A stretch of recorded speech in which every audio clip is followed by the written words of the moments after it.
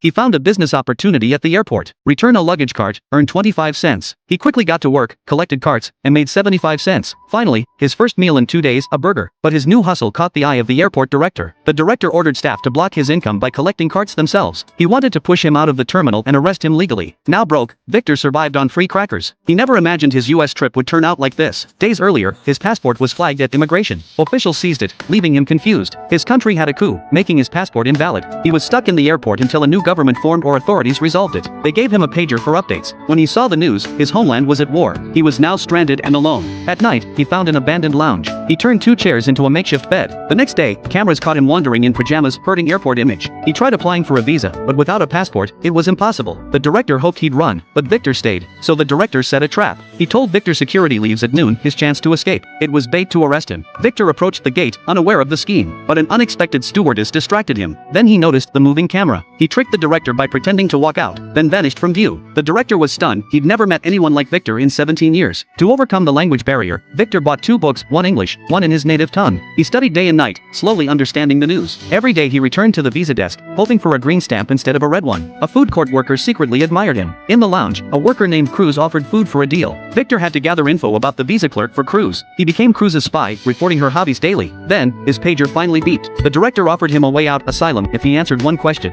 "Are you afraid to go home?" Victor said no without hesitation. He loved his country, even in chaos. The director was stunned. Victor lost his chance. One day, he helped a stewardess after she slipped. He thought it was fate, but she was taken. Later, he learned her lover was married. Victor comforted her with a handkerchief. They grew closer. When she asked about his job, he lied, saying he worked in construction. She invited him out for his favorite meal, but he couldn't leave the airport. She misunderstood and walked away hurt. Determined to see her again, Victor searched for work. Rejected everywhere, mocked for his status until one contractor noticed his skills. They needed his phone number. He gave a payphone and waited all day. Finally, the call came, he got the job. That night, he found an unfinished wall and fixed it perfectly. The foreman hired him on the spot. Soon, Victor became friends with Cruz and a janitor, forming the airport crew. But the director fumed when he learned Victor earned $19 an hour, more than him. He locked Victor in a detention room during an inspection to hide the problem. Then an emergency erupted. An Eastern European passenger held a knife, desperate to keep life-saving medicine. No one understood him, so Victor was brought in to translate. The director promised him a green stamp if he helped. The man needed the medicine for his father, but rules forbade it. The director refused to bend. As the man broke down, Victor found a loophole, called the medicine goat medicine. Animals weren't restricted. The man repeated the phrase, saving his father's medicine. Victor had won again, while the director boiled with rage.